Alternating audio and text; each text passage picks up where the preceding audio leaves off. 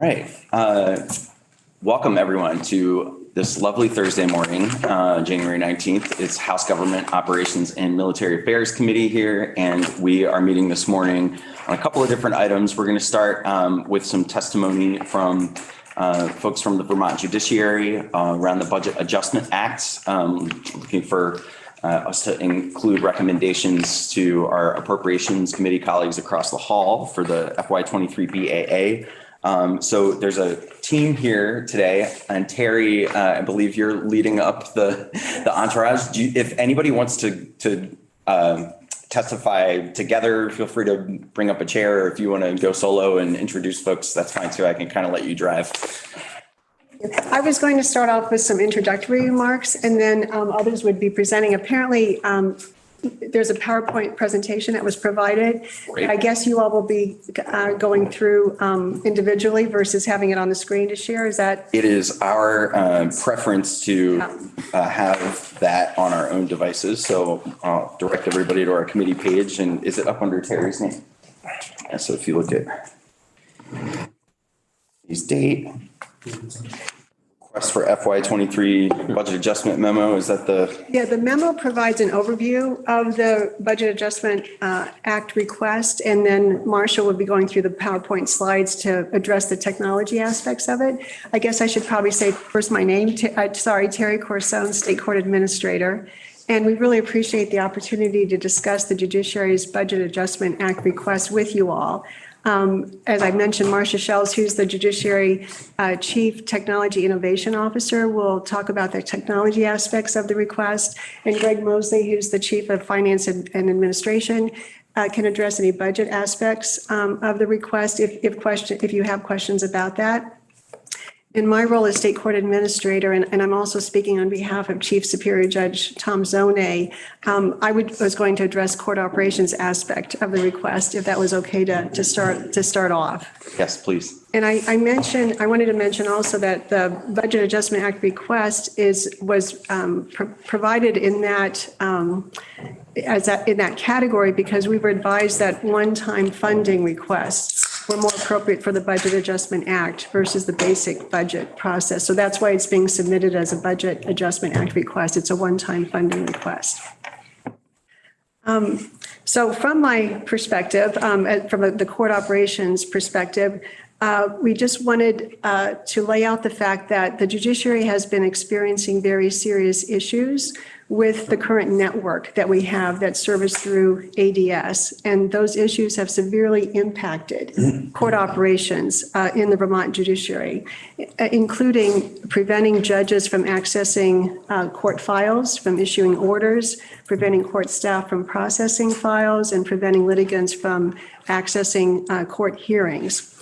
And this has been particularly frustrating, given how hard everybody is working to address the backlogs that are in the courts. In all candor, there were backlogs in the courts before the pandemic, but there have been many factors during the pandemic that exacerbated those backlog levels. Primarily, the safety restrictions limited our ability to schedule hearings. If you recall, jury trials were halted for over a year. That's not just in the criminal docket, but the civil docket as well. And in the criminal docket, this very seriously undermined the ability to process cases. In the criminal docket, state's attorneys and public defenders are typically very overburdened. And it's at the jury draw stage and the jury trial stage that you have movement in the cases, that cases get settled, that cases get resolved, that cases get heard. Without the jury trials and the jury drawings being scheduled, that slowed down considerably. So that had a huge impact on the criminal docket as well as the civil docket for the jury trial cases. In addition, the health and safety restrictions limited the capacity, the ability to have courts at capacity, limited the ability to have so many people in the courthouse at a time. The COVID restrictions as well impacted court staffs and judges. If you recall the quarantines that prevented people from being at work. It all led to a pivot to remote hearings in the courts, which actually was a silver lining as far as the pandemic is concerned. Before the pandemic, we had very limited abilities to conduct remote hearings. There might have been a telephone on the bench in the courtroom, and maybe somebody could call in and you could try to hear them. We received, again, as a silver lining, pandemic monies that did enable us to transform courts to be able to conduct remote hearings. Now, every courtroom in the state is equipped with a large screen, with the laptops, with the equipment necessary to have people access courts for audio, video, remote, similar to what you all experienced here. But you remember as well that there was a delay involved with implementing, training, and installing all the equipment necessary to have those remote hearings. So that was another factor that impacted the ability to schedule hearings during the pandemic era. Now with remote hearings, and we are thankfully now back fully operational in person, the HVAC improvements that were also a factor of the older courthouses in particular had the HVAC issues that had to be remedied before we could get people into courts. We had the isolation distances. I don't know if you ever saw any issues or instances where you had a jury, when we could resume jury trials, but you had to have the people, so many feet apart and using two courtrooms because you couldn't have so many people in one courtroom. It really wreaked havoc with the ability to schedule hearings. We're now back in full force with in-person hearings, remote hearings, and hybrid hearings where you might have people in person, some and a witness appearing remotely. I know a number of you participated in legislative days at the court, so you might have had occasion to see the remote hearings. You were actually featured on WCAX in conjunction with remote hearings. Yeah, I feel like some of the other legislators that day were a little camera shy. So. I'm looking at you, Representative Hango. So you witnessed the remote hearing capability. But we have experienced over 13 major network outages since June alone. And when you have a network outage, whether it's an in-person hearing or a remote hearing or a hybrid hearing, you cannot conduct those hearings. And that's what has happened with these outages. Judges have not been able to access the files, court staff haven't been able to access the files, and justice simply has not been served. And to try to kind of paint the picture and give you a feel for what the impact has been, this is from a judge, and we have literally, I can't tell you how many emails with the concerns and with the complaints, but this is one example. Thursday was arraignment day in Costello. Costello is the criminal courthouse in Burlington, and I had 45 cases to work through in the AM. This requires a rapid pace and the ability to pull up dockets and documents within dockets quickly. The courtroom was full of lawyers, parties, staff, and other participants. Typically, it would have been quite busy, but manageable, given my experience in that docket. However, dockets would not open, or after long delays watching the spinning roulette wheel, the case opened and the information appeared, but I could not move to another screen, such as to open the criminal record or the proposed conditions of release, without encountering another delay of minutes, and/or was unable to return to the original information in an attached affidavit. Restarting the program over and over was of minimal benefit and took up valuable time while the whole courtroom full of people waited. I repeatedly apologized for the system delays, but all the judges in every courtroom were experiencing the same issues, and people reached a frustration level seldom seen. The whole exercise was exhausting and frustrating to the point I finally gave up at 11 and continued all the remaining cases to another day. That was one courtroom in a criminal docket. Courtrooms across the state in the other dockets, family cases that had child custody cases, parent-child contact cases, relief from abuse cases, civil courtrooms with landlord-tenant cases, stalking cases, the juvenile docket, chins cases, abuse and neglect cases, probate docket, guardianship cases. None of those cases could go forward. It was an incredible waste of resources and time. And as he indicates at the end, this system is not workable. We cannot continue and have court operations with those breakdowns, especially in light of the backlogs that we're dealing with as a result of the pandemic for factors beyond, any of our control. Another judge wrote, "This is not just an issue of the slowdown being incredibly frustrating, or perhaps the better word is infuriating. It is much more than that. The court system is one of the pillars of our democracy. We cannot do our jobs and dispense justice when our internal systems are degraded to this degree. This is a crisis that has to be addressed immediately." So that's the court operations aspect of how this is impacting our ability to fulfill our mission as the judiciary separate branch of government. And our request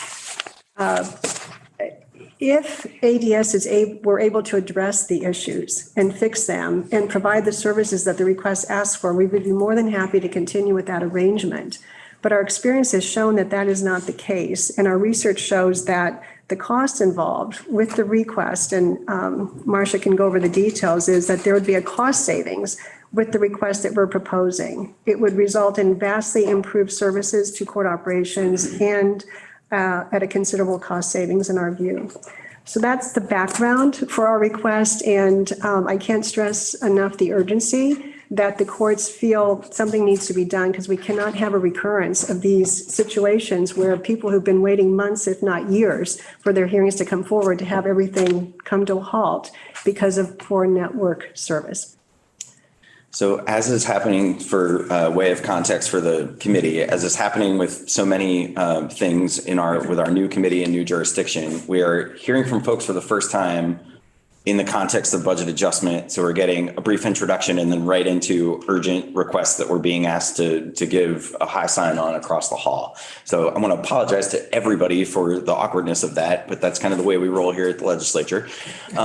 So there are basically two things that if I could kind of boil it down, Terry, and I want to make sure that we're all understanding. There's the move to sort of in-house management of these information technology services systems and the request for the funding for the specific improvements that need to be made, one-time spending in BAA. So those are kind of the two things. There's the policy of moving things in, and then there's the allocation of money that you're requesting.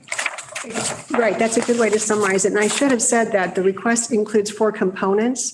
The network, separation of network, and independence of network is the primary component. That's the total price tag is $6 million, and the IT network replacement is $4,680,000. With cost savings, we're projecting of $3.5 million over the course of 3 years. The other 3 components include upgrading the network wiring within the courthouses themselves, and that price tag is $750,000. And then replacing the sound systems within the courthouses to upgrade them to match this new technology, whether it's the remote hearings or the e-filing and case management electronic systems. That's $500,000. And then also it includes improvements to the correctional facilities, because a lot of the hearings have been moved to the correctional facilities, which were not built and aren't equipped for the remote hearings. There were upgrades that were done to the correctional facilities with pandemic monies, but they're saying that additional improvements are needed that cost $300,000, mainly for soundproofing and for other enhancements so that there's confidentiality. The residents can then communicate with their attorneys, and also other improvements just to make it a more, I guess, efficient and orderly process, so that when they have their remote hearings, and typically it's arraignments, so that it can happen and people can hear and have privacy and confidentiality. So those are the other 3 components of it. Representative Hankum. I just want to make an observation that while I was there for the day of the courts, sitting in the gallery listening, it was very difficult to hear the folks online, what they were saying. So there is a definite need for the sound system improvement. And I love the idea of hearings being able to be held at the correctional facility, so there's not so much driving back and forth, time lost for personnel, and, climate.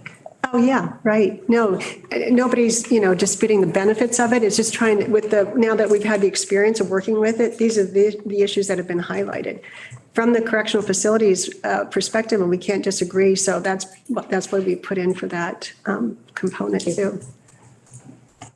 I will note that we are going to hear from the Agency of Digital Services next. So we'll have their perspective on the request as well, but we're focusing on the initial proposal from the courts today. So Terry, do you want to have anybody else on your team come and talk about any of the specific issues? Marcia was going to talk about basically the project itself, and Representative Chase has been really helpful in going over kind of the technical aspects of it. And we have fielded questions from ADS that we've done our best to answer, and I think you've gotten copies of that as well. So, but Marcia would be your person to answer those. It's far better than me. Representative Chase is our designated liaison to the House Appropriations Committee on all things IT and ADS. I'm very thankful for him acting in that role. Welcome, Marcia. Thank you for having us. I'm Marcia Shells, the Chief Technology Innovation Officer for the Judiciary. And I think it would make sense for me to go over the advantages that we have put into this project plan for the new network, if that makes sense. And you should have these slides as well in a PDF form. His name on our city website. Today's day. Yeah, it's separate from Terry's memo. It's the BAA request for IT infrastructure modernization project.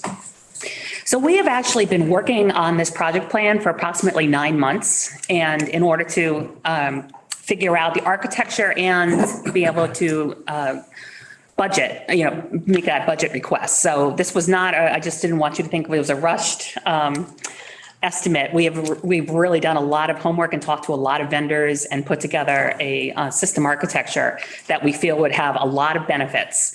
So we have, of course, the speed issue. And right now there is fiber going to our courthouses, but we are only operating in most cases at 50 megabytes or megabytes. And we'd be upgrading all of them possible to 1 gig. There may be a few exceptions that we can't get that high, but by and large, at least 90% of them, we could bring up to 1 gig with the existing connectivity that these providers are connecting to our courthouses. So in other words, it's there, but we're underutilizing the current configuration. And in addition, right now there's a single firewall on the edge of the network, and that limits us so that we really have just one option at each courthouse. You're either up or not. We would be putting firewalls appropriately sized at each courthouse so that we could take advantage as well of the local provider like Comcast. We have public Wi-Fi at the courthouse with Comcast, let's say. If the primary network went down, the firewall could automatically switch to utilize the Comcast network. We would even be putting in a third redundant system to use cellular service. So in other words, we don't want these courthouses, as Terry explained, to ever go down. And so we'd be putting a lot of redundancy in place.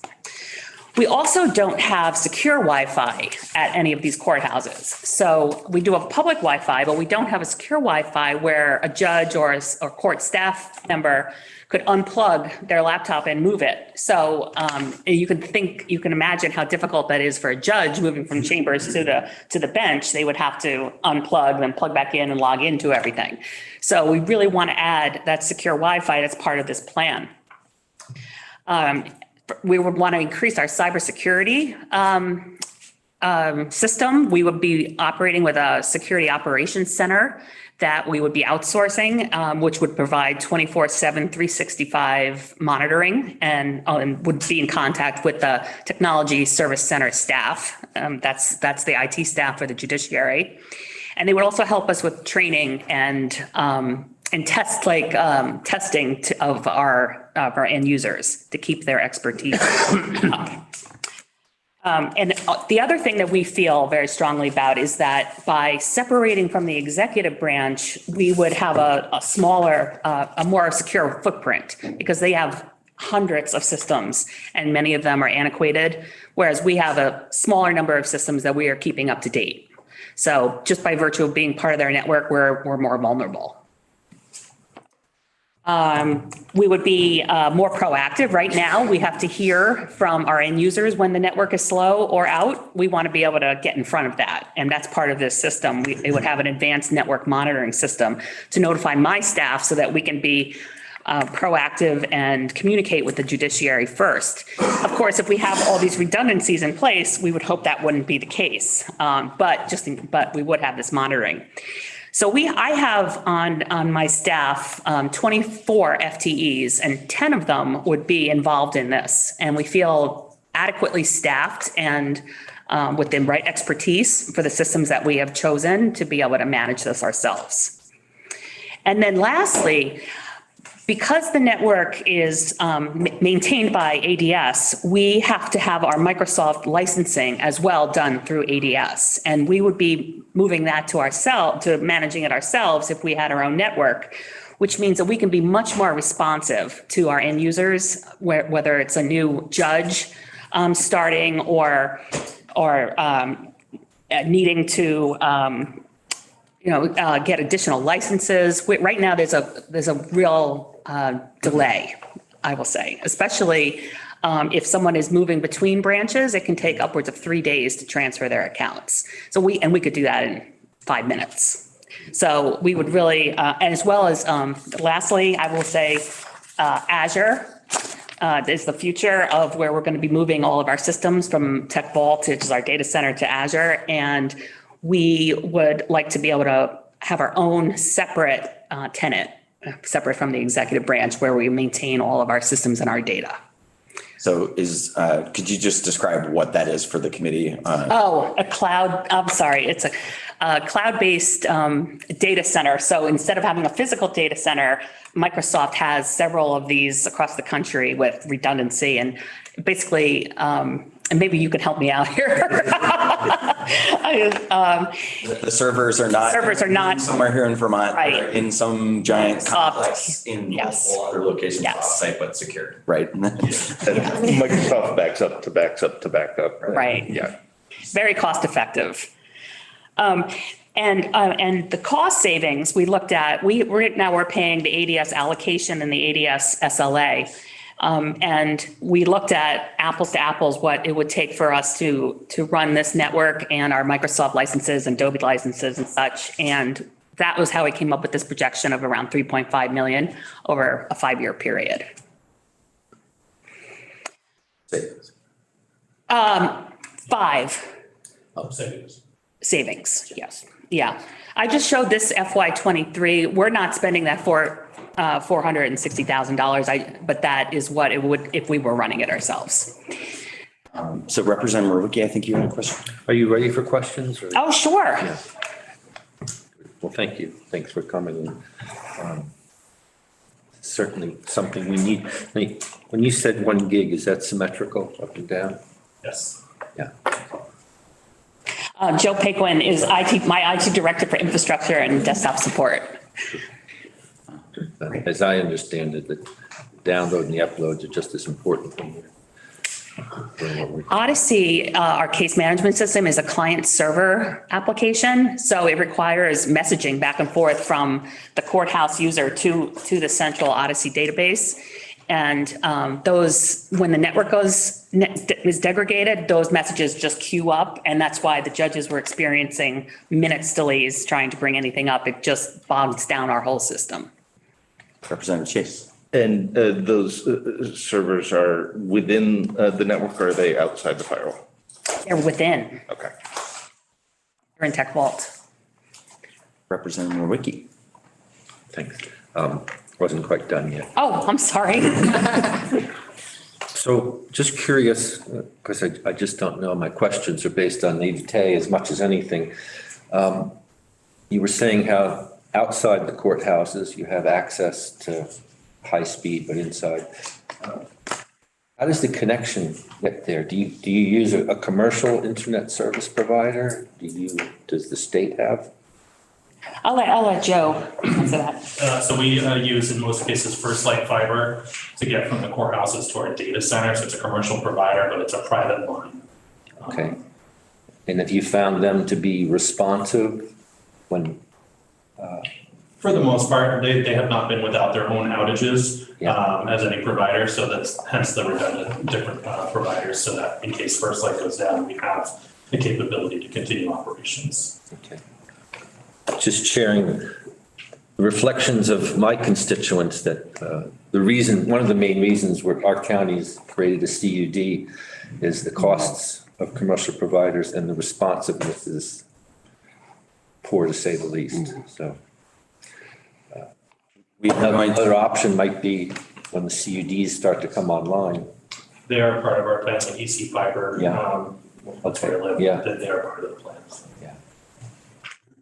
And we are going to get a brief introduction to our sort of digital services new jurisdiction from Legislative Council next, and then hear a presentation from ADS. So I think all of us are going to continue to accrue additional knowledge and try the best we can to do our Representative Seth Chase impressions. So Seth, go ahead, Representative Chase. Just as a snapshot, as separate branches of government, the legislature has its own separate IT system and network that is connected to ADS for a few services. So this would be similar to what the legislature has set up, except we're in one place instead of spread out across the state. How many different locations? 24. So that's courthouses. And the Supreme Court, and we're across the street in 112 State Street. Lots of locations. Let me just make a final comment that as a guardian ad litem, I access the WebEx regularly, and we've had really good service. And so it's working when it should, I think, but I understand that there's certainly bigger problems. So thanks. Oh, well, thank you for your service.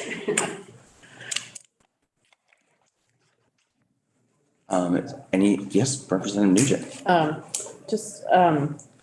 Have there been any discussions about the privacy of the data that is collected, and will that change or be affected with this new system? So right now our data rides over the same circuits that the ADS data does, and we are required to follow CJIS requirements. And the entire network has been designed to the point where all of our switches and firewalls have been made in what they would consider friendly countries. 51% of it is made somewhere that is friendly to the US and, not in China or other places, which is a requirement of CJIS. So. Right. And CJIS is Criminal Justice Information Service? Yes. Yes. Thank you. Yeah. So like I said, we've been working at this for months to really come up with a real solid plan. And if you have any follow-up questions later, we'd be happy to come back or answer them. Great. Email, whatever makes sense. We're trying to balance that getting information with the urgency of the BA being voted out at the end of next week, it looks like. So Right. Any final questions for Marcia before we move on? Okay. Is there anything else that you or your team would like to tell us, Terry, as we? Thank you. We so appreciate your time. That was the extent of we knew we had the half-hour time frame. Great. Well, we're right on schedule in spite of my getting us started a couple minutes late. So I appreciate that. So great. Well, we're going to continue to stay thinking about digital services. And I'd like to welcome Becky Washington here to talk with us a little bit about our jurisdiction in the area of IT and digital services, which is new to the Gov.Ops folks. And I think that our only carryover from the former House Energy and Technology Committee is Representative Chase. So we've got a lot of folks who are new to this as legislative jurisdiction. So thank you for teeing this up for us. Yeah, great. So Becky Wasserman, Legislative Counsel. I know some of you, but we'll hopefully meet the rest of you soon. So one of the subject areas that I cover is IT, and over the years that has kind of been in a bunch of different committees in different ways. So there's been funding. So I thought it might just be helpful to tell you the kinds of projects that have come up and that I've worked on, if that's the best way to do it. You on this? Okay. The floor. So I think I first started working on this a number of years ago in the realm of funding large scale IT projects like infrastructure and systems. And that had typically been funded in the capital bill. So that the judicial case management system is an example of that. And the ERP system for the executive branch. A few years ago, another bill that would be in the jurisdiction of this committee now was just the creation of the Agency of Digital Services. And so I'm trying to remember what year that was, but so that was a new agency that was created. And now this committee would have jurisdiction over the sort of authority and responsibility and reporting requirements that come from the new Agency of Digital Services. The judiciary and legislative council, or the legislature, have their own IT departments. So there are also some areas where the committee will be hearing from both of those branches of government with respect to their IT systems and their IT departments. Cybersecurity is another issue that has come up pretty frequently in this area. So there may be times that either you will hear from, ADS if there has been, just some updates on, if there's been a breach or something like that. And I believe that there's actually a annual reporting requirement that's coming to this committee on cybersecurity. Another big item that I've worked on is the artificial intelligence. So a few years ago, there was an artificial intelligence task force created. And then last year, there was an artificial intelligence bill that was passed that created a new division of AI, of artificial intelligence in ADS. There's also a few reports that are going to be coming back to this committee regarding that. There's an inventory that is due about all the automated decision systems in the state. So I think you should be hearing about that. And then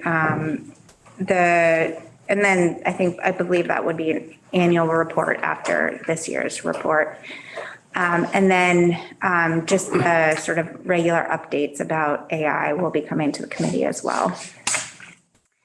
So those are the big areas that I have worked on with IT. I know last year there was funding was moved for the bigger IT projects from capital bill to the big bill. And there was an IT modernization fund that was created, and that might be one of the issues this committee is looking at in the BAA is I believe some language was changed with respect to that. Some funding was changed. So I imagine that this committee will be looking at that too.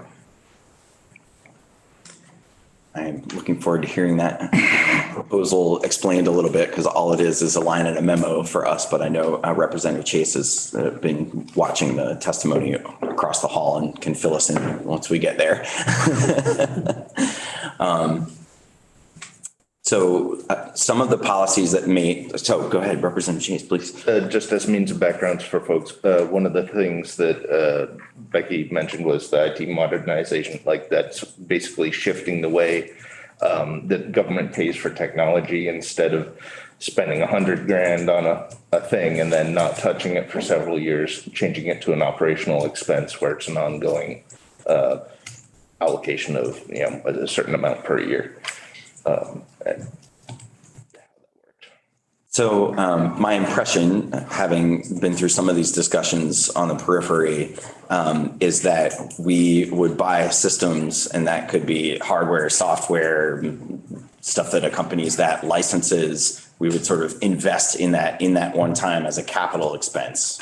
And what you're saying is we're moving more toward annual operating expenses licensing. So we need to learn a little bit as we get into the ADS presentation about sort of where we are in the changing thinking and what work's left to be done. And we're all going to have to come up to speed on that. So we'll have to figure out where we need to run. And I'd like for us to be, getting everybody up to a place of knowing enough to be able to talk about some of these issues. So there are some things we're probably going to have to weigh in on before we've really had enough of that discussion. But that's in the context of the BAA. And then once we get past that, I'm hoping that as a committee, we can spend a little bit more time learning about states, IT investments, the history of it, what modern best practices are, and how we can move more of us in the direction of the kind of knowledge base that folks who've been on energy and technology in the past have had. So.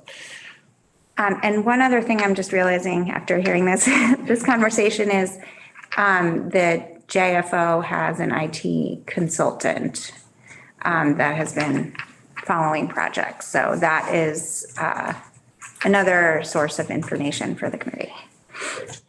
We met her very briefly, a couple of us, and we'll definitely be working with her to understand more of what's going on. So I appreciate that resource for us as well. Are there any questions about, while we have Becky here, about some of the issues around cybersecurity or AI or sort of some of the table setting pieces? The one question that I had was, I think a lot of us have been hearing about increased use of artificial intelligence in things such as facial recognition, and then also stuff like, ChatGPT and the ability of people to, essentially use those bots to create written works that are indistinguishable from humans. So I'm wondering how much of that is sort of state versus federal jurisdiction and where the kind of areas of work are for us. So my understanding is that one of the things, the report that's coming back to you is going to be looking at all the state systems that use like automated decision systems. And I think one of the things that's going to come up is maybe finding out where the state systems are using things that can give you that sort of information about a person. So I think you will get some more updates on that through that report. And then I have to get back to you to see what is being done at the federal level so I can look into that. One of the things I know we'll be talking about when we get to doing more work on open meeting law and talking about the intersection of IT vulnerability and the municipal jurisdiction that we have is around ransomware attacks, how that's affecting municipal and state systems, because that's already come up in regard to land records, for instance. That's a pretty hot topic right now if you're talking to anybody with the clerk. So that's another area where we may want to take a look and just at least be aware, if not be taking some action to help. Any questions for Becky before we move on? Anything else you feel like we need to know at this point? No, I'm happy to come back though whenever you need me to. And I will be back probably on other issues I cover as well, like pensions. We've only done a little tiny brief of 101 with JFO on pensions. So yes, we've got some work to do there as well. We will not be bored here in House Gov.Ops in military affairs. Thank you so much, Becky. Great. So I believe that we have Interim Secretary Naylor here. Yes. Thank you. No longer. No longer. Okay, great. Well, officially Secretary Naylor, welcome. Thanks for joining us this morning. Sorry that I'm not quite up on the latest news here. Just recently, that tag was removed, so. Would it be helpful for us to maybe go around the table and introduce ourselves and just kind of say who we are and where we're from before we... Yes, please. That would be very helpful. Yeah, well, thank you. Welcome, Secretary Naylor. So maybe I'll let you start, Representative. Great. Representative Matt Byrong, Vice Chair of the committee, live in Virgins and represent 6 communities now in Northwest Edison County. Representative Lucy Boyden. I live in Cambridge and represent Cambridge and Waterville. Representative Lisa Hango, Franklin 5, which is Highgate, Franklin, Berkshire, and Richford, and I live in Berkshire. Michael Morgan, represent all of Grand Isle County and the western corner of Milton. Oliver Burlington, north section. Hi, I'm Mike Merwicki, and I'm from the Wyndham 4 district down in the southeast part of Vermont. Okay. Seth Chase, Colchester. Recognize you. I'm Shay Waters Evans. I'm from Charlotte and I represent Charlotte, a little bit of Heinsberg. Thank you. Jay Hooper, Brookfield, Braintree, Randolph, Granville, and Roxbury. 4th term. Nice to meet you. Good seeing you. Houston, South Burlington, part of it, Chittenden 10. Representative Mark Higley. I'm from Lowell, so I represent Lowell, J, Westfield, Troy, and the town of Eden. And now it's a 2C district. I also represent Irisburg, Coventry, and Newport Town. Geographically large area. I have the opposite geography. I'm Mike McCarthy. I'm the chair of the committee, and I represent 2/3 of St. Albans City in Franklin. So welcome, Secretary Naylor. Thank you. For the record, Sean Naylor, Secretary, Agency of Digital Services. I believe we have until approximately 10:30. We have a number of items I'd like to go over. So prior to this, ADS was Committee of Jurisdiction had been House Energy and Technology. And so this is new for us coming to government operations. I will start with, like I said, officially appointed by Governor Scott, had been interim up until last Friday. With me today, also newly appointed is Deputy Secretary Denise Riley Hughes, our Principal Assistant John Kelly, and our Chief Financial Officer Kate Slocum. And Kate will be joining me when we get to the BAA portion in a little bit. So figured we would start with like an introduction and overview of ADS, since we're new to this committee. So there was a PowerPoint that had been submitted prior that I would like to just kind of walk through the wave tops of for you. And maybe kind of get a little deeper in some of the areas of interest. That's the overview that we've got 3 items on our committee page under your name. So I just wanted to. Yes, that is the overview. Yep. So the Agency of Digital Services was created. I'm going to give a little bit of the history just for those to get. So the Agency of Digital Services was created in the beginning of this administration. In January of 2017, Governor Scott issued an executive order that for all in the executive branch under his purview, all IT professionals, which numbers about 390 state staff, were centralized. It abolished the previous kind of central IT organization called the Department of Information and Innovation, created the Agency of Digital Services with everyone that was an IT professional, and then elevated the CIO, who now is also the agency secretary, to a cabinet level position. So that was when ADS came into creation. The legislature supported that, and it became effective, I believe, April 17th of 2017. And I was at the time Director for Technology at the Agency of Transportation. And then in August of 17 became the Deputy Secretary. It's not very often you create an agency in state government from scratch. So it's been an interesting 5.5 years so far. Having broad technology responsibility for all of the executive branch carries with it a diverse set of leadership needs. So as such, on the second page, you'll see our leadership team. It is a large team. It is organized in how you kind of see it vertically, and we need to update this because it was created prior to the deputy joining us.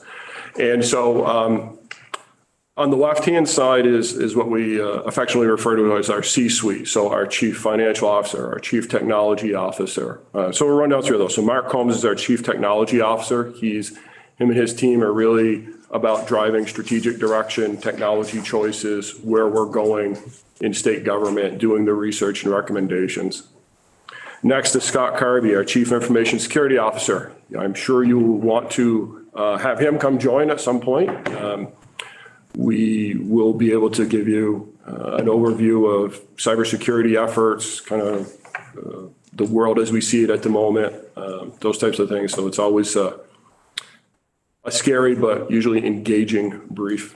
Then, as mentioned, Kate Slocum is our chief financial officer. Recently, we hired Valerie Giroux to be our chief data officer. This oversees the data management team, but also looks and is focused on governance and enabling us to break down the kind of the organizational barriers that our data is structured in and start to be able to look at more holistically, how can we use the information that the state sits on to better inform decision making. After that, we have our director for the Enterprise Project Management Office, Stacy Gibson Granfield. So that is the folks that provide project management, business analytics, and other support during the implementation of an IT project.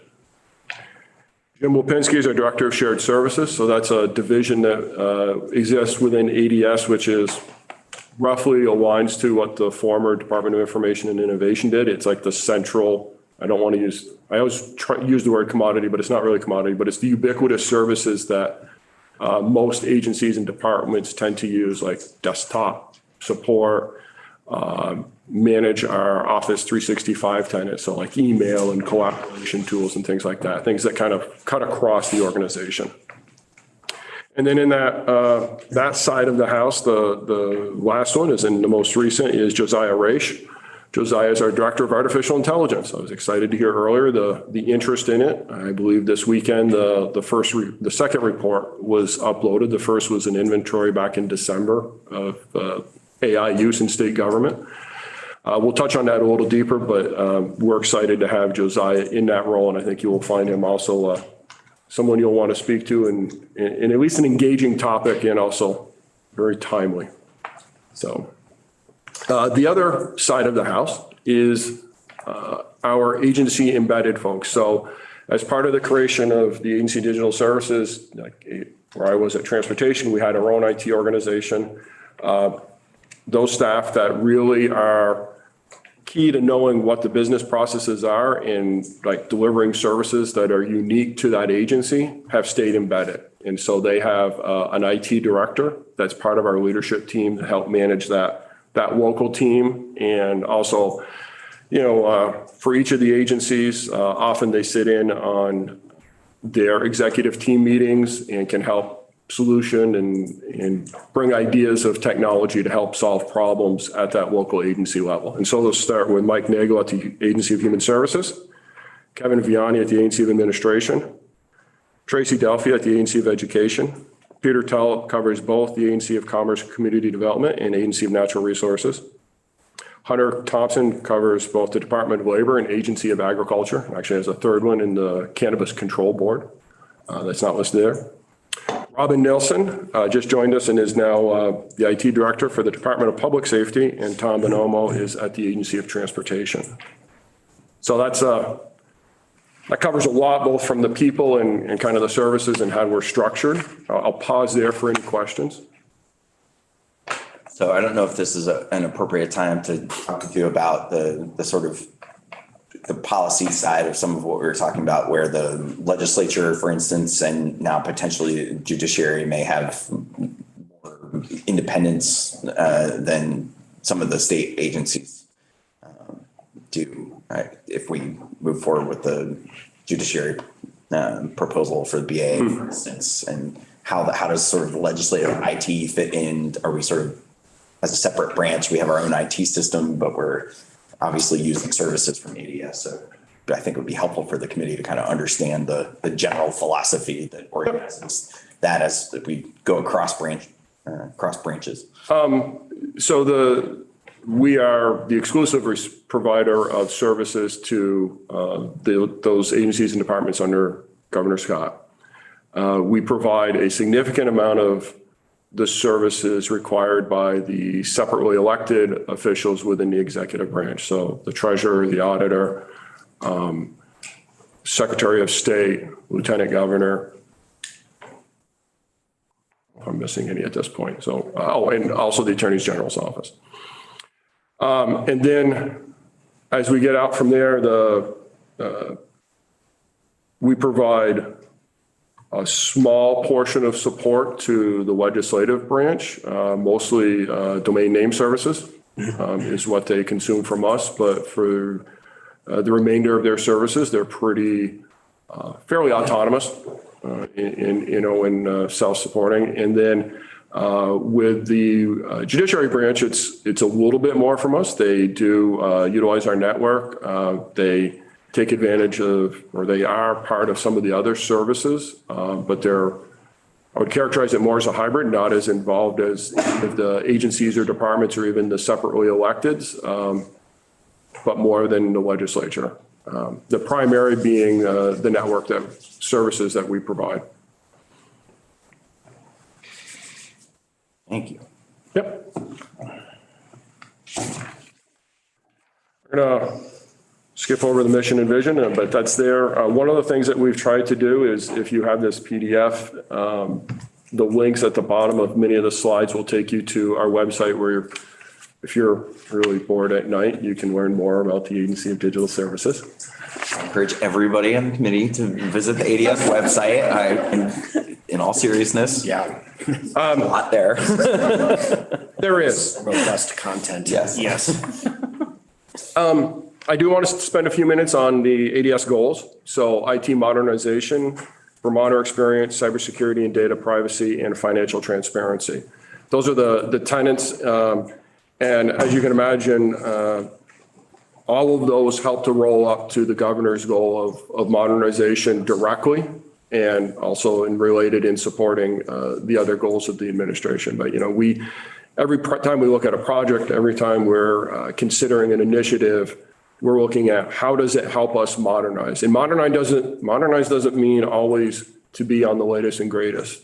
Right? We would like to consider that we're always looking at the long view for state government. So what might be appealing in the moment may not be sustainable long-term. And so this gets to the discussion that was piqued my interest when you were talking about the CapEx versus OpEx. So capital expenditures versus operational expenditures for technology. And so we are really shifting government to be thinking about how do we provide services to constituents, but that we do it in a sustainable, predictable manner, right? And so an investment cycle that looks like a sawtooth with, very high peaks and very deep valleys does not get us there, because we're current only at that very top. And from the next day on, we're aging, we're building technical debt, we're losing opportunity to provide additional services or utilize the information we're collecting better. So what we're trying to do is get to that way by which we're shifting from that traditional model, right? Where you went out, you selected technology, with that technology came a vendor and they had to run on a certain amount of hardware that sat in your data center.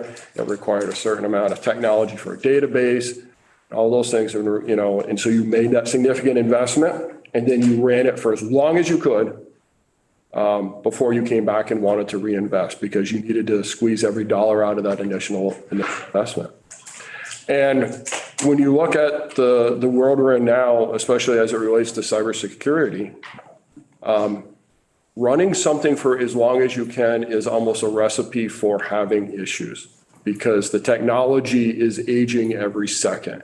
So not only is it in the best interest of the state to, let's call it, flatten that cycle so that we're on a predictable level of funding, but it also helps improve our cybersecurity posture so that we have the ability to be on systems that are constantly being updated, constantly being maintained with a mind, the end of ensuring that Vermonters' information is being kept private where appropriate. And so that's really where we're going. It is, well, I'll use the cliche, right? It's a marathon, it's not a sprint. We are well on that way. Just one small example.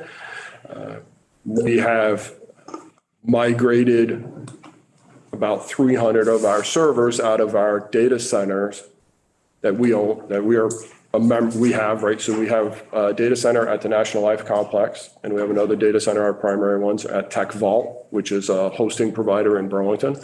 And we've now moved that up to Azure, Microsoft's Azure cloud hosting. So those are for things like where we won't be able to get a software as a service solution in the near future, and we're going to have to maintain it. We're still trying to get out of that. Let's buy hardware, let's buy storage, capital expenditure, and start saying, you know what, we need this server to be on. It's not a 24/7 solution. We can actually turn it on when people are working and turn it off and only pay for the consumption that is actually incurred by Microsoft. And so, we're making those investments, but we still have over 1,000 servers, I believe, that are on premise that need to be migrated. So it's a process. It's an ongoing process. So I wanted to kind of speak to that and kind of give the overview. You asked kind of where we were on that journey. I think that could be a whole meeting to dive deeper, where we bring our CTO in and talk about the places where because I'd love to draw your attention when you do tonight, when you're suffering from insomnia and want to read the ADS website, look at there's an ecosystem diagram. There should be a link towards the bottom of the page. And what it's going to show you is what our preferred platforms are. So this is our means by selecting what we believe are going to be the technologies of choice for the future for the state of Vermont that are going to meet those needs of sustainability. They're cloud-based, so things like we're paying for as we go,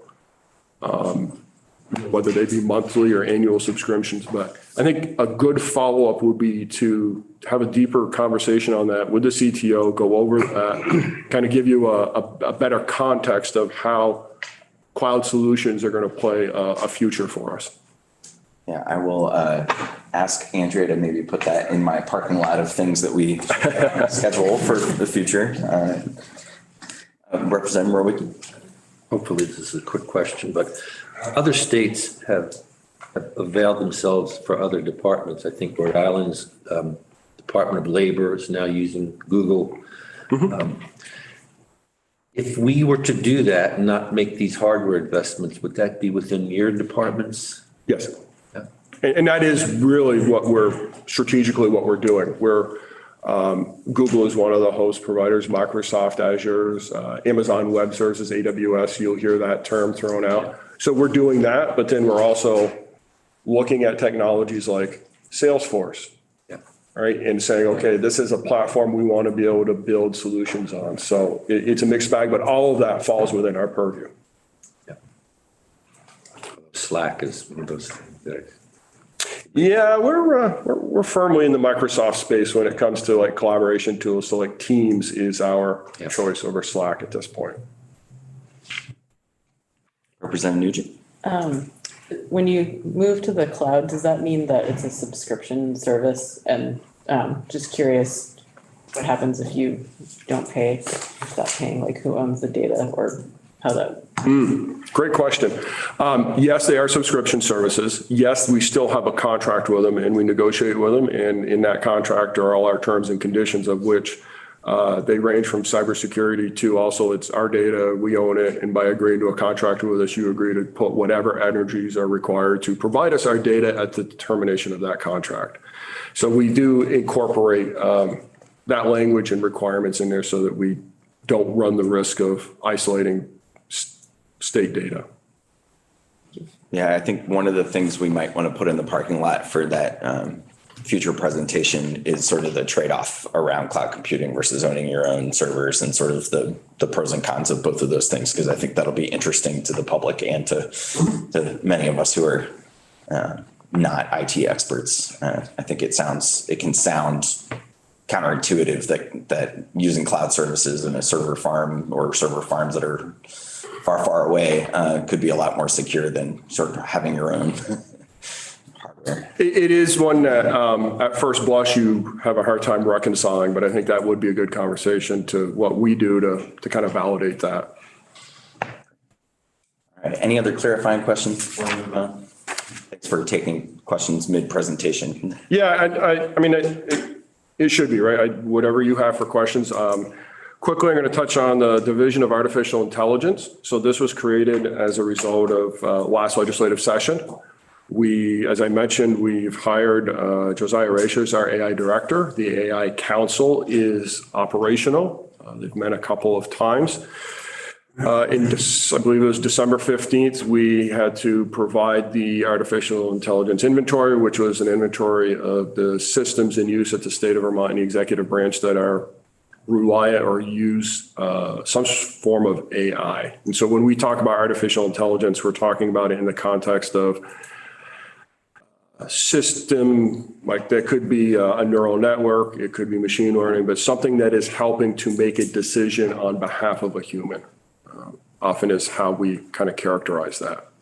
but it also extends into things like robotic process automation and other tools. And I would love to get Josiah in here. The AI Council wrapped up their recommendations on policies. I think there were maybe some suggestions on cleanup language from last year's bill. And those type of things. And that was uploaded, I believe, this past Sunday. And so that should be really the basis of like when we come back and have a deeper dive on all things AI.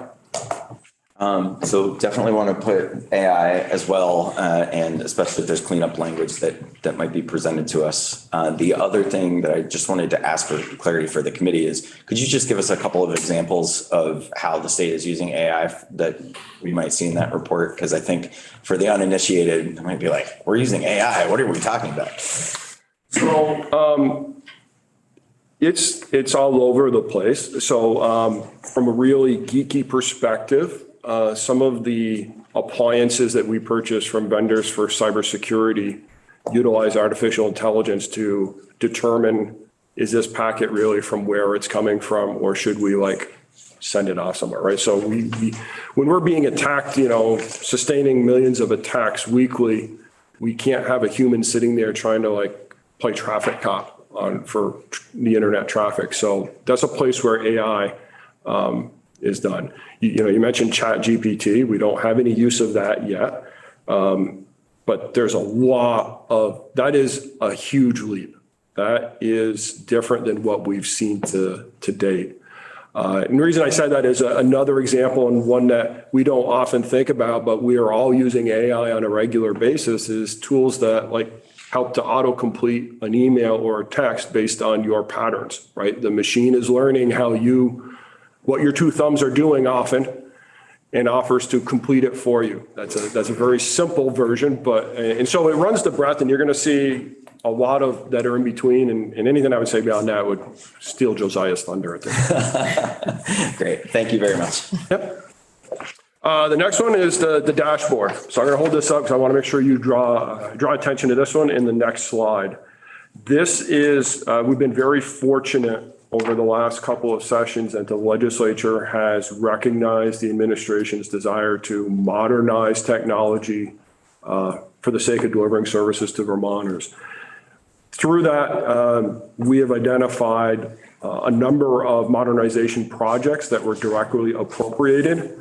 This dashboard gives you kind of the current state of the landscape. This is updated weekly on Fridays based on the most recent project manager status report.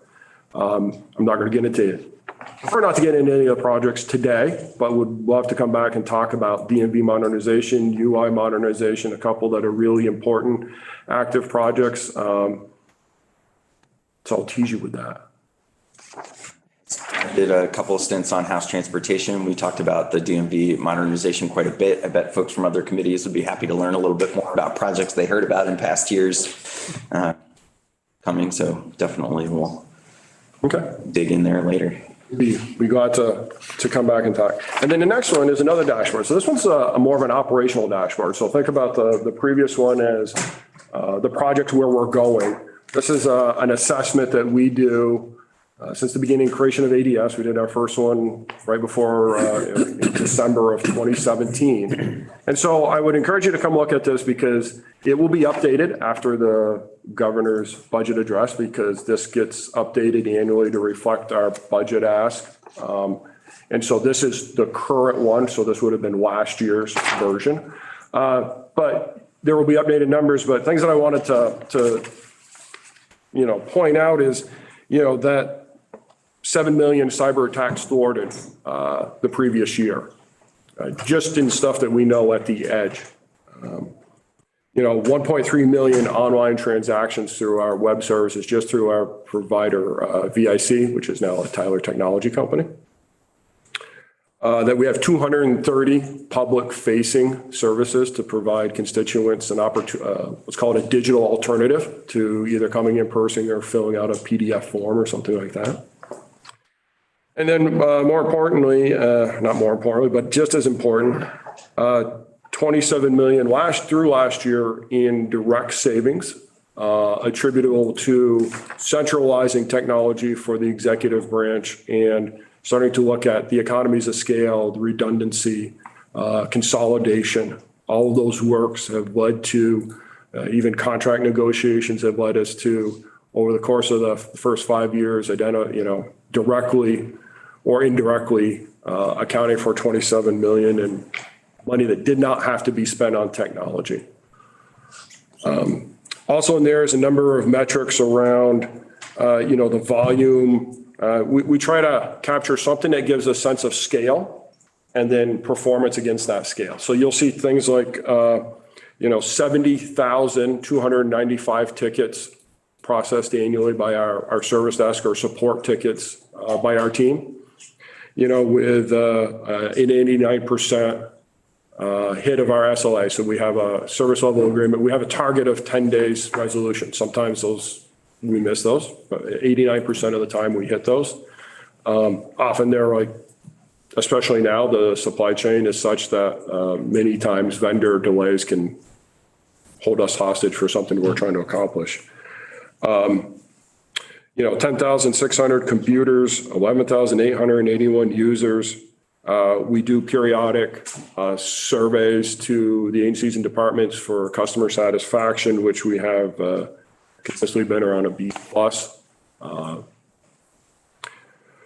We have 171 of those folks that are within ADS that are embedded. So, there's some interesting, I'm not going to read it all to you, but I would love for you to digest it and then have questions to, get a sense. And also, do you find this valuable or at least informative, right, to give you a sense of scale and performance?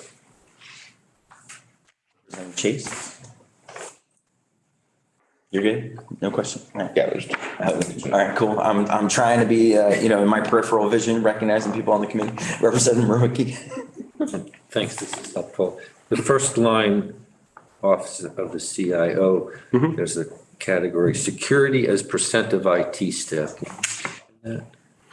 Yeah, so we have a goal of growing our ability to be cyber aware and invest in cybersecurity. And I think I'm going to look at Kate, and I think our goal was 4% of our staff identified. So what we've been trying to do is, as we have vacancies, we're trying to manage to the growing the number of actual state staff that we have dedicated to cybersecurity. So last year, this number will change for this year. You see the updated report, but as of last year, it was at just over 3.5% of the overall IT staff in ADS was allocated or working on cybersecurity. Thanks. Yep. And then we're going to do one more quick thing, and then I promise I will stop talking and turn it over to Kate. And at the end is a series of items around cybersecurity, and I wanted to come back and talk to those in detail, but one is that we're already seeing results from the legislature support of last year's BAA for us implementing a security information and event management solution.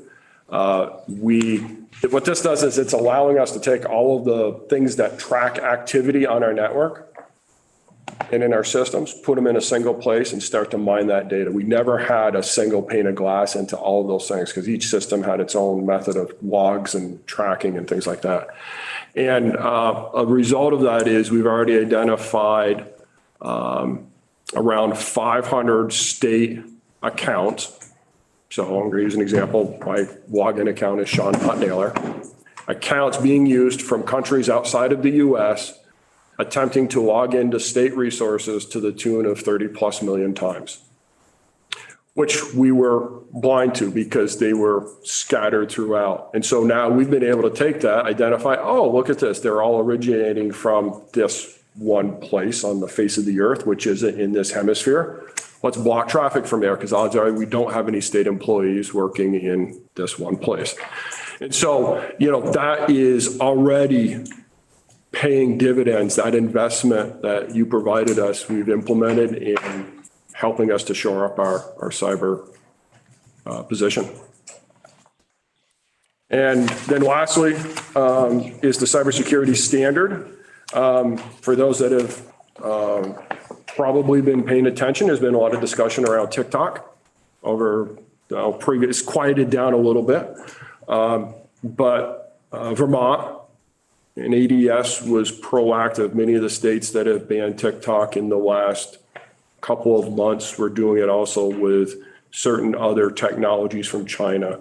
Dating back to February of 2019, Vermont banned Huawei, ZTE, High Tech, Kaspersky. So we've had in place standards that now some of these states are doing, but it does not include TikTok. So that current standard and what's in play is what we've included here in the last few pages, so you can understand like where we're at from that perspective.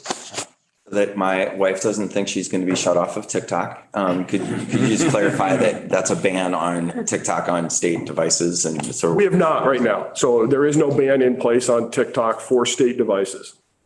So anything that would come would be though applicable to state-owned hardware and infrastructure.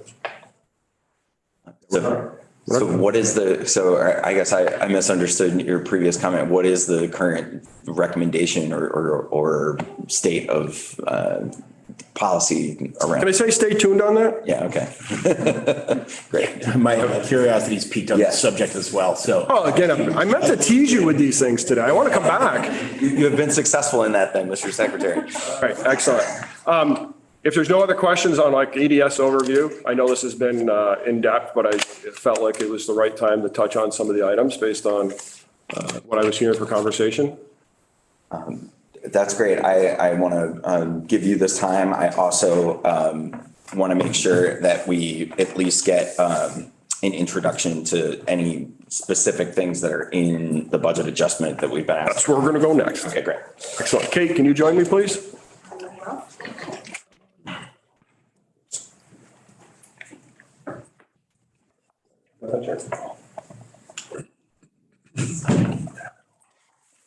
Hello. For the record, I'm Kate Slocum, Chief Financial Officer for the Agency of Digital Services. So Commissioner Gresham provided to House Appropriations Committee a nice crosswalk of itemized requests under the FY23 budget budget adjustment ask for this year. And ADS has a few items in there. Some of them are just housekeeping and some are one is an actual new ask. I'm not sure if the committee has this document or not, and I apologize if you do not. But what I'll do is I'll just talk through it for you. So just for, Yep. I think John Kelly from our office provided it last night, and so it's large spreadsheet. This is the BAA worksheet final is what it says underneath Secretary Naylor's name. Yeah. So the first, I'll go over the housekeeping items first, and then we'll talk about the actual new ask that we have in the budget adjustment. So the first item that we have as a housekeeping item is a transfer of funding into one of our special funds. So we are primarily funded in our agency through an internal service fund. About 98% of our budget is supported through internal service fund. But we do have some specific special fund dollars that support a individual program within our agency. It's the Vermont Center for Geographic Technology. And one of the funding sources in there is a fund called the Municipal Planning and Regional, the Municipal and Regional Planning Commission Fund. And that's supported through property transfer tax dollars. So annually, as property transfer tax is accrued, there's a percentage of that fund that is then transferred into the special fund specific for the VCGI program. So what you're seeing is basically a true up because property transfer tax was higher than anticipated. And so we are allotted an additional $50,000. Very small money in the grand scheme of things, but it is a true up for budget purposes. Any questions on that? I know I just threw a lot. think we will, at this time, on some of those housekeeping pieces, we're mostly going to be deferring to our colleagues on appropriations, and with some liaising between Representative Chase and our committee. I think they'll want specific recommendations around the judiciary ask and the IT modernization pieces that I think are going to. So the next is also another housekeeping, but this is the big housekeeping item. Last year, as Secretary Naylor had alluded to in his testimony, the IT Modernization Fund was created. This is a new fund for state government. It is specific for IT projects and within their implementation phase. We were appropriated $16.7 million for very specific projects. And this is actually, this movement here is to remove it from our base appropriation budget and put it into a one-time annual appropriation so that we can actually track more cleanly those dollars on an ongoing basis. Further, flip to page 4 of this document. It specifies exactly what those projects were and the monies intended for them. So $11.8 million is put back into ADS appropriations, but as a one-time appropriation. This is specific for the ERP, which is the Enterprise Resource Planning, which houses things like our centralized accounting system, our human capital management system, our centralized budgeting system. It's something that all state agencies and departments utilize in some fashion to roll up those enterprise resources, if you may.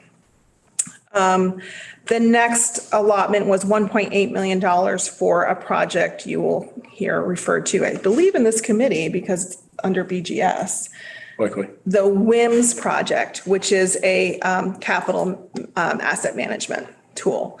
The third project is specific for public safety under the fire safety program to modernize their IT case management project, isn't it? And records keeping. And records keeping, yes. And the fourth is $2.2 million, which is specific to The case management solution system for the Attorney General's office. right, the AGO's office, yes. So that makes up the, A clarifying question to make sure we're understanding what we're hearing. So those projects were in the FY23 budget. And this is just moving from your base appropriation to one time. exactly. But that's not a new program or policy. Those are not new asks. They were already planned for when the budget was built. This is just a way for the legislature and the Agency of Digital Services to more cleanly track those dollars. Representative Hankin.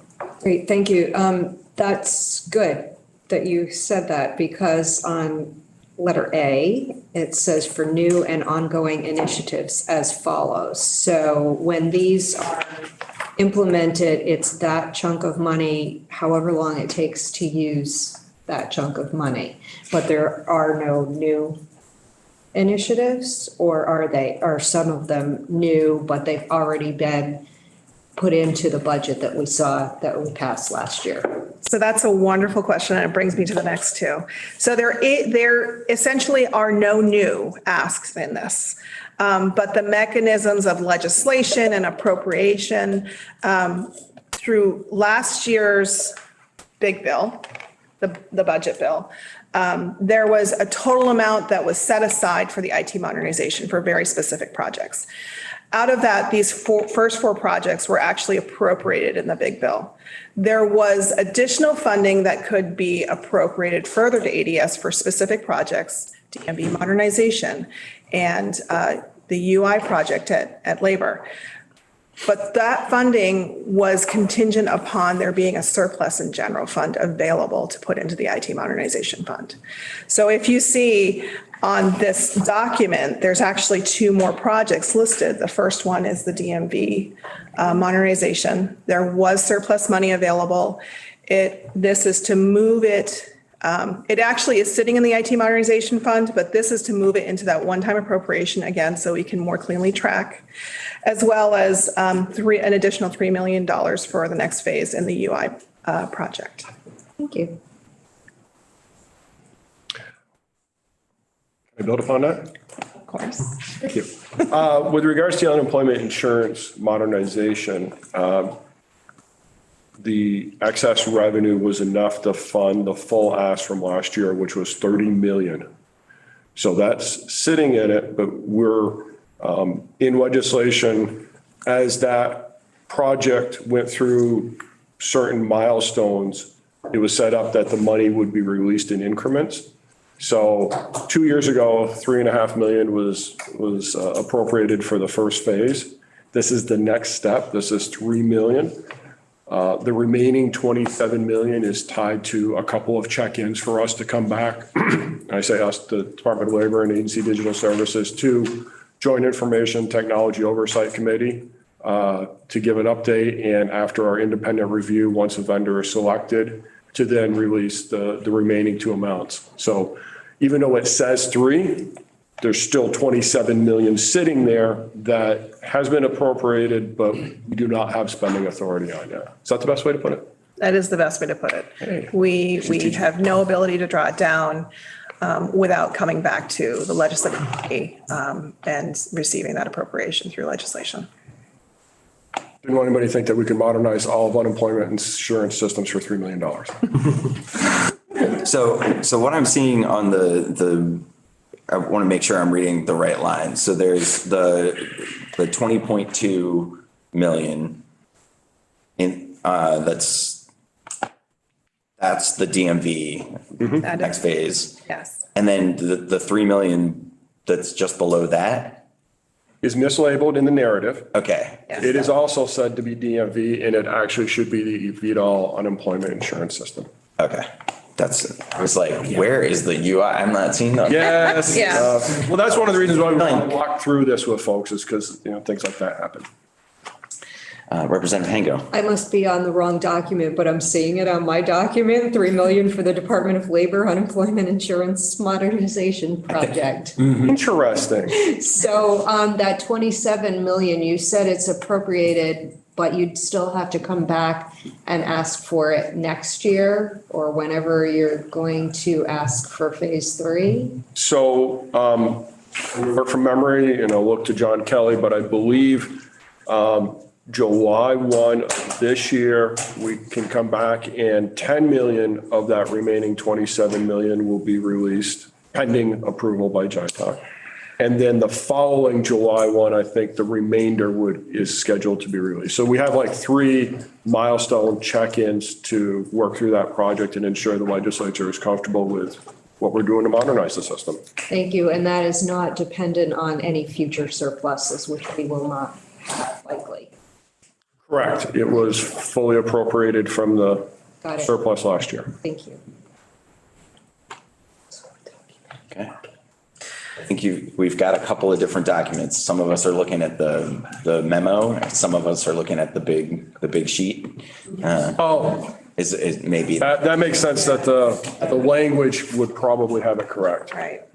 the language has got it. That's probably the most important one. The spreadsheets are nice for explanation. Or the cheat sheet. Oh, yeah.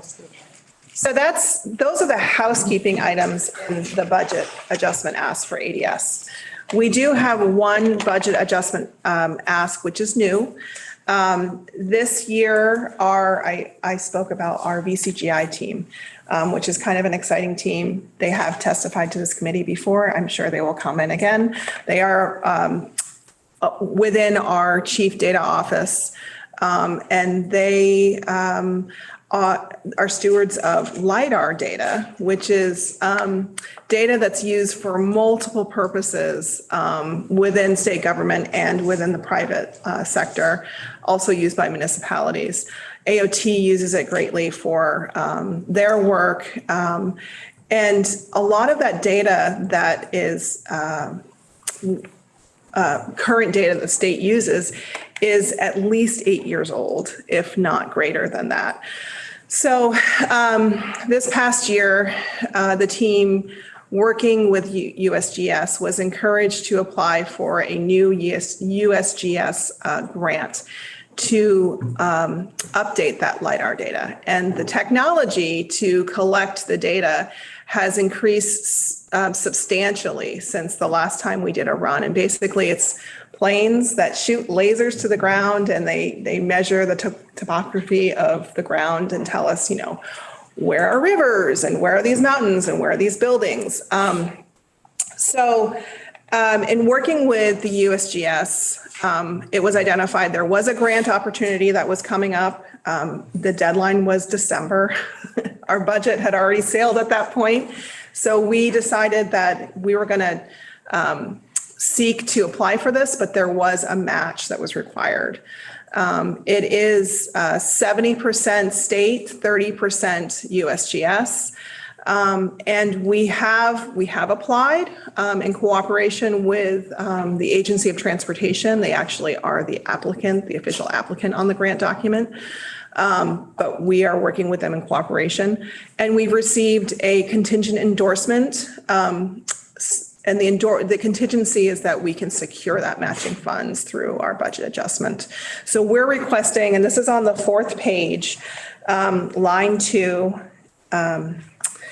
we're requesting 1.734 million in budget adjustment of general fund this year to use in that LiDAR grant matching.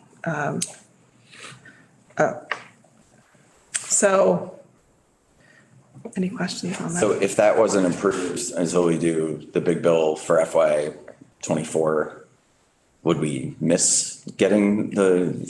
We would miss a lot of things. We would miss the grant opportunity. We also, there's a certain time of year that is optimal for capturing this data, and it's in the April timeframe. It's when we don't have leaf and we don't have snow cover. In the past. No. Now? Yeah. Now. That's going to change later today. Not quite. Depending on where you are, right? It usually is in the April timeframe, and it's with the old technology, it was shortened even further because the conditions had to be just perfect. They could only fly at a certain height. With the new technology, they can fly much higher. They can go much further, much faster. There's more planes available to do this. So if we don't receive the funding in the budget adjustment, we lose that opportunity for flight in April. We also lose the opportunity for the grant, and we'll have to wait for the next grant opportunity to apply. It's not an annual grant. Representative Higley. Thank you, Mr. Chair. So I just came from an ALCAR meeting where the Agency of Natural Resources is looking at upgrading the wetlands maps, and they were talking about a very similar thing. Is that the same? That's a perfect example of a use of the products that would be derived with this. So we would, we're overseeing like the flying and the capture. One of the things about LiDAR is you can do it at night. So that window becomes, at least we don't like aerial photography. It doesn't have to be done during the day. We've cooperated with UVM in their spatial lab to do our post-processing and help us create a couple of products, right? Derivatives from that. That's the kind of stuff, resiliency planning, wetland planning, wetland delineation, those types of things are what this is wonderful for. Okay, thanks.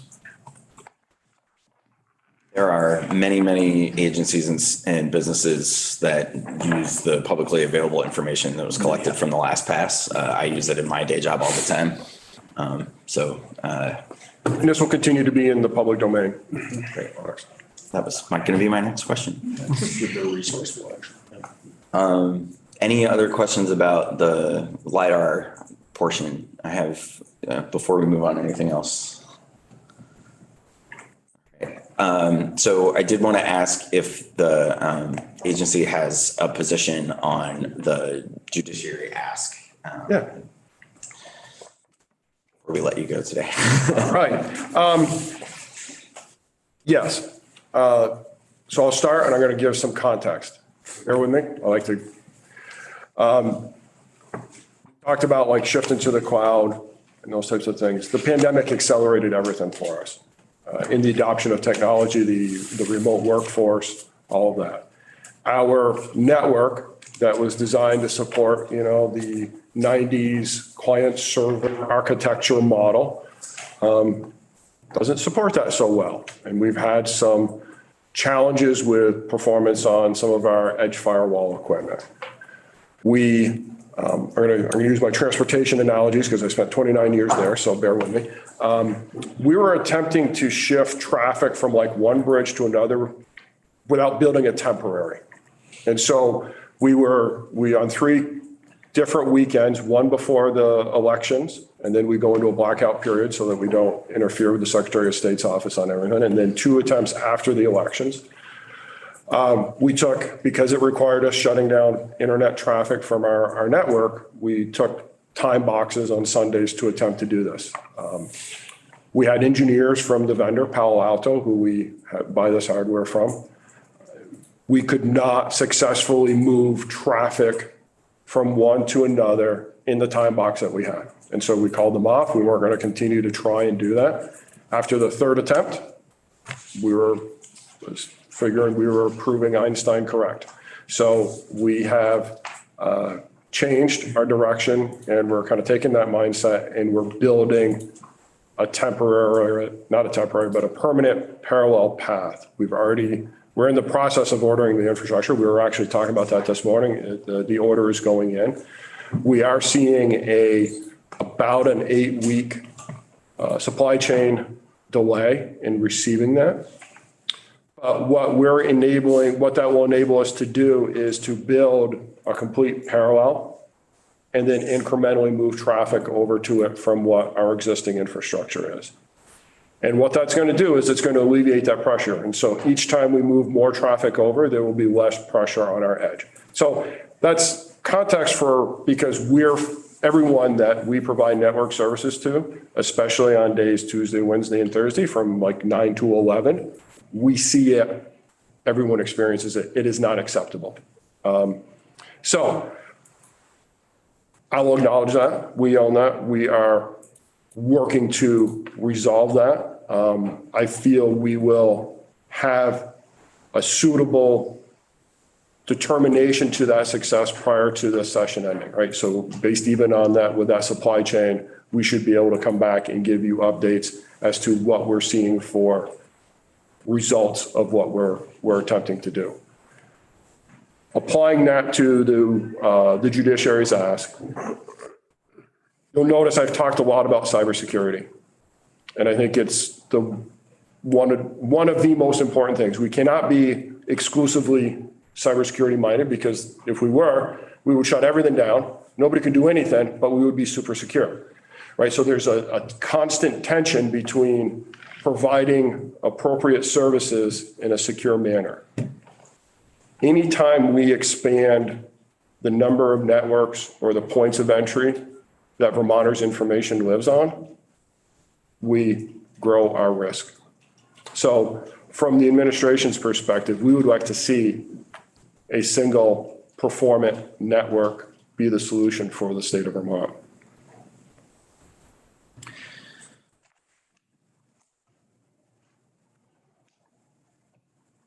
So with this committee being where it is in the nascency of taking on the jurisdiction, we're being asked to weigh in on the question of a solution that folks from the judiciary would like to proceed and go it alone on some of much of their IT services and providers.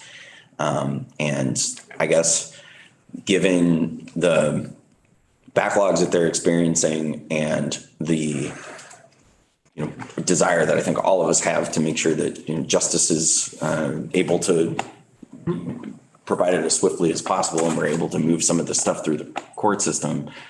I mean,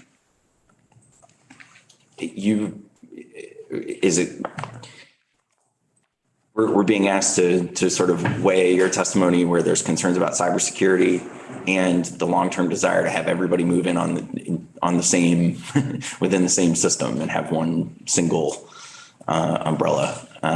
So we're left to sort of weigh those two things is how I see it right now. And I think we're ill-equipped to do that at the moment. One thing I would share is it's an interesting relationship. We provide the network. We do not really have any insight as to what they're running over the top of that network. So we're blind to what they're doing, and I'm sure you've heard they feel blind because they don't see what we're doing to manage the network. So it makes it a challenge. But one of the things that I know that I've heard is that coming out of the pandemic, remote testimony, remote hearings has been, I guess I characterize it a bright spot. And if that's the case, that's traversing the same network. And you probably all know, right? Your home network, when you're streaming Netflix, is probably one of the biggest drains on it. Anything that's streaming is network traffic intensive. Without having insight, without knowing their systems, even though we recognize we have some performance issue, is that the root cause? And I personally have not seen something or had discussions. The first this came to my attention and escalated to our office outside of like the normal ticketing system was just last week. So, we've not had any opportunity to try to understand and work cooperatively to say, is the determination of root cause accurate? And I just pose that because if it is not, going a separate network still may not yield the results that are desired and deserving for those that are needing to have trials and stuff. So I would say that there's a reason to at least try to understand better the analytics that went into making that determination. I think that's a good place for us to say that we are going to need to do a little bit more homework on this particular issue before weighing in across the hall. So I know we are going to have to switch gears in a few minutes. I want to give the committee a chance to take a break, but we will not be making a recommendation today or tomorrow on this particular ask in the BAA. I'll at least commit to that, Secretary Naylor. And so do you have any closing thoughts, closing remarks that you'd like to leave? Yeah, two thoughts. One is, thank you very much. I know technology is probably not all of your interest, and so giving me this time and patiently listening to something that we are passionate about, I appreciate. And second is, I think we may have more to talk about after tomorrow's budget address. If this is your builder, if this is your all about teasing you. So. If this is your first time here, this is the normal routine. Like we do introductions and we start digging in on things, and then the budget comes out and we get everybody back for a second round, and that's how it goes. So thank you so much for coming in and giving us your time today as well, Secretary. And just so you're aware, my office is right across the street at 120. So as I've done with Representative Chase, I can be here on a moment's notice. Great. Well, we will certainly be having you back soon because we have a lot to talk about. There's a bunch of stuff now in the parking lot to talk about, ADS related. So thank you for being here. Thank you. So I want to take 10 minutes, give everybody a chance to get some water, take a break. So we'll go off live and